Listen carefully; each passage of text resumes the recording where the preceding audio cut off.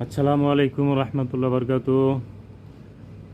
প্রিয় ভাই বোন বন্ধুরা, আমি বাড়িতে যাওয়ার জন্য হালকা পাতলা কিছু সামান কিনেছি, সেটা আজকে আপনাদেরকে দেখাচ্ছি। ভিডিওটা পুরোটা দেখবেন ইনশাল্লাহ, স্কিপ করে উপরে চলে যাবেন না, ঠিক আছে? এইটা কিনছি হলো একটা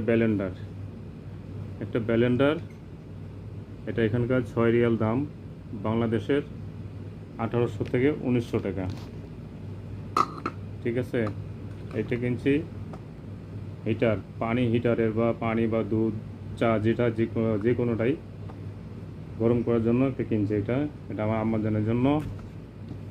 আর একটা চুল শুকানো মেশিন, একটা চুল শুকানো মেশিন।